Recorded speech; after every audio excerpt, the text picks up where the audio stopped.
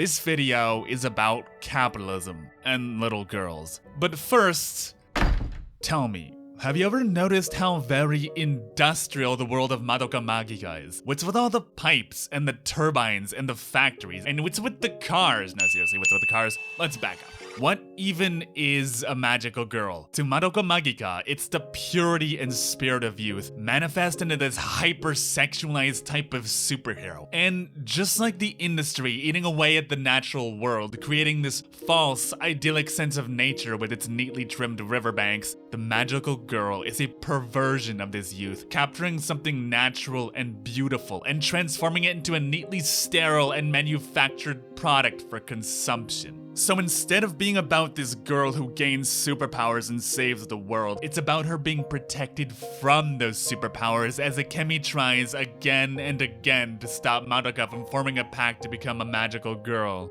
Because magic in this world comes from emotion, and the people with the strongest and fiercest emotions, full of hope and despair, are young girls, each a bottled flame burning brightly before the tempering and maturity of age, instead being smashed to pieces to become a dying supernova of youth. Why do you think their classrooms are made of glass? Because they're on display. All of these girls, all of them, are something to be seen, desired, consumed. The magical girls exist to consume the grief and despair of the world, and it in turn consumes them as they burn up their youth and exhaust into a sinking pit of despair themselves. Magical girls hunt witches, hunt monsters, but when we learn that witches are the inevitable end of a magical girl's life, this leaves the question of who the real monsters in this story are. Is it the cute and fuzzy magical girl incubators? Or is it us? I mean, think about the first girl they meet. This beautiful, blonde, older girl, confident and successful, living a life of luxury. Only, in reality, she's a 15-year-old girl with no family or friends and who spends 100% of her time working. This is not a role model, this is a walking red flag in an ethically questionable push-up bra. And the irony of her life is that she's someone these girls fucking admire, someone they look up and aspire to, someone they see as almost inhuman in her success and her grace. And the thing is, this isn't just what mommy wants them to see, it's what they want to see. They can't see her for who she really is, a lonely little girl whose only other choice was to literally die along with her parents in a horrible car crash. Because she isn't human, she's not real, she's an idol, she's a lie, a fiction, an image manufactured and sold to them as some fucked up ideal. And what this all reminds me of is the reality show 16 with JYP, the one that produced Twice. Yes, that Twice. It's a fascinating look into the K-pop industry, how it takes these young girls' hopes and dreams and chews them up and spits them out for profit. And what it shows us is that the reason K-pop is so successful is because despite being so manufactured, what we get is the most endearing and authentic performers out there because they're simply passionate young girls chasing their dreams, fueling an industry that exists by devouring the hopes and dreams of youth.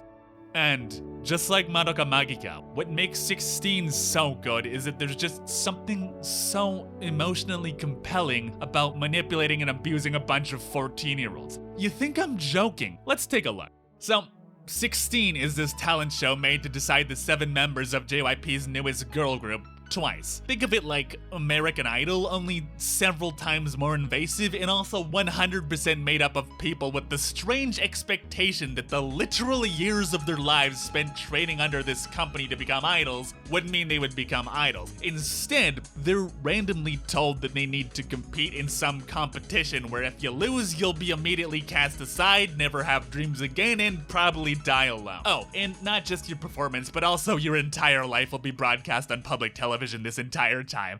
Good luck. Stress doesn't even come close to describing this nightmare of a show. Did I mention they're all like 14? Let me give you just a few examples of the things that happened on it. I mean, besides the part where they isolate the losers and deliberately treat them like shit, there's the bit where the youngest member is a 13-year-old who came from Thailand by her fucking self to become an idol, only to have to compete on this sick fucking show before inevitably losing and signing on to some C-tier agency where she's almost certain overtly making literal, not figurative, literal slave wages. There's the episode where they made them vote on which of their peers they think are good people. Again, they're 14 and this is being aired to millions of people. Oh, and let's not forget the part where when one of the girls ran to the bathroom to cry after a particularly bad performance and they followed her to the bathroom because of course they would, but that's not the bad part. No, the bad part is when one of the other members asked them to not film in the bathroom. Not only did they keep filming, they literally put her asking them to stop filming in the fucking show, because when you've gone this far, just stick the last few inches in, I guess. 일주일 만에 찍기로 진짜 침대에 누워있는 이렇게 침대에 있고 자려고 하잖아. 뭔가 못 일어날 것 같아서 무서워서 눈물이 나는 거야 갑자기. 돌아가고 싶지는 않아요. 저도 나중에 딸하는데 아직 나면 연습생. Look, sure, arguably the main reason this is so interesting is because it's a pivotal moment in the lives of 16 young girls, but let's not pretend the emotional abuse on play here didn't make this so much more raw than it otherwise would have been. I mean, there's a reason every reality show JYP and every other idol company has put on after this has been so safe and uninspired and boring. Because, again, this isn't entirely unlike the world of Madoka Magica. And the more we step back and start peeling off the layers of the magical girls, the more disturbing they are. The witches, the horrible monsters that are the inevitable end of a magical girl's life. They're these Lovecraftian beings of madness and insanity, but they aren't nonsensical. They're childish. They're paper crafts and dioramas. They're storybooks and fairy tales. They're candies and sweets. They're drugs and needles. They're fears and anxieties. They're every nook and cranny of children's souls, ripped out of their mortal coil and left to suffer in agony. Because to Kyubey and the magical girl incubators, a soul is merely a burden that, once removed, opens the floodgates to an immeasurable amount of abuse that the body can now take without consequence. And who wouldn't want that? Because to them, bodies are just that. Bodies, objects of youth to be plundered and raped until they live past their usefulness and eventually keel over and die, transforming into monsters in a torrent of shame and humiliation, ready to spend eternity lamenting their lost innocence as the tortured shadows of their former selves until they wither away and die, smothered out of existence and consumed by a younger girl still with passion left to burn. Oh sure, the incubators, they claim to be fair and just, to be nothing more than an opportunity, but that's just it.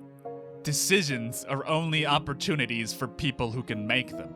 Presenting an opportunity to a child who lacks the maturity to understand the consequences of her actions and then lying to her saying she had the freedom to choose the life she did is disgusting. And yet, we let this happen every day in front of our eyes as little girls are paraded around and violated for our entertainment. As Sayaka says, まあきっと私たちがバカなんだよ。そうかな。そう、幸せバカ。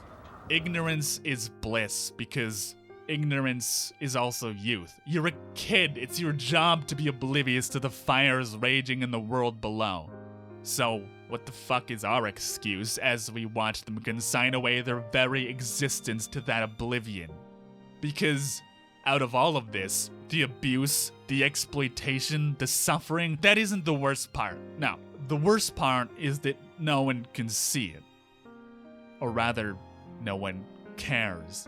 When Saya dies, it's not glamorous. It's not even memorable. She dies silently as they stand alone on the train tracks, the world passing them by as if nothing ever happened. This beautiful little girl gave up her blossoming youth and her life for the good of a world who won't even do her the courtesy of acknowledging her existence, let alone remembering her name. Instead, we get this empty visage of an empty hall that silently echoes out her cries to be heard, littered with posters and signs for the music, for the boy she so desperately clung to, all of her regret, her pent-up anxieties refusing to die, not even death being a release from the torment of puberty. You ever wonder why there are no magical girls that survive to adulthood? It's because they're all dead, their anxieties having burned away all their hopes and dreams, leaving only a towering, all-consuming mountain of anxiety and fear. To many weebs who watch this, what betrayed them is their own wishes. It's the ultimate irony of the magical girl, the darkness behind the bright and blossoming youth. To smarter weebs, it's the incubators. They grant them a wish, and if that wish is unreasonable, which it always is, it gets distorted and they corrupt into the existential horror that is the witches. But in reality, it's neither of these things. What really betrayed each and every one of these girls is society itself, for placing them in a position to make decisions that will affect their entire lives, for letting them think that this horrible, tortured existence of a magical girl, of an idol, is something to admire, for making them think that their own two hands will never be enough to make their dreams come true. Compare them to Madoka's mother. She stands there in her boring, corporate day job, putting on makeup every morning as her ironclad armor as she leaves to fight geriatric men in ill-fitting suits that barely remember her name. She, climbing the corporate ladder, is battling the exact same evil, the exact same forces of capitalism. So, why is she successful? Why does she not burn out and die as all of the magical girls do? Well, for one, she's not fucking 14, but because of that, for her battle is merely the means to an end, her way of becoming stronger, of gaining the ability to care for her family. For her, the rewards are secondary. She only becomes a magical woman for the people she loves. Whereas, when magical girls make life-changing wishes, those hopes and dreams are but the fleeting whimsy of youth. And once the magic is gone, so too is theirs. Do you think it's a coincidence that the thing they exist to create, entropy, only serves to give birth to demons that can only be destroyed with more entropy, creating an ever-growing monster feeding upon itself that can only ever grow and can only be stopped by turning the entire system on its head? Oh my god. Here's the problem. The only thing that matters to the incubators is results. Happiness comes secondary, and it's the cost of those results, the heart. That's what the system destroys, and that's what no one else can see. And Madoka's mother completely turns this upside down. She works hard, non-stop, but it's all for the love of her family. She cares about results as the means to the end, but the magical girls, the wishes they make, are both the means and the end, and the power and responsibility is merely an unforeseen consequence, a side effect. And Madoka, like her mother, doesn't choose fame or fortune or any material rewards. She instead chooses strength. The strength to fight for the people she cares about, and the strength to stand up for herself and banish evil.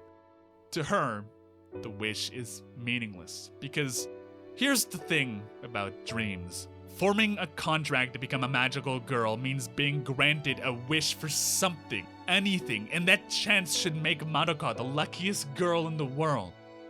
But her life is already perfect. She has loving parents, a good home, and good friends. Even if she had 10, 100, 1,000 wishes, there's nothing they could grant her that she doesn't already have. The ultimate irony of Madoka Magica is that each of these girls, to trade for their fleeting dreams of youth, sacrifices what so many people would give anything for. Just like Okabe and Steins Gate, what each of these girls sacrifices to become a magical girl is the idyllic, perfect, boring every day, as they are wrapped up in the endless cycle of consume, consume, consume. Yes, what better metaphor for capitalism is there than the magical girl?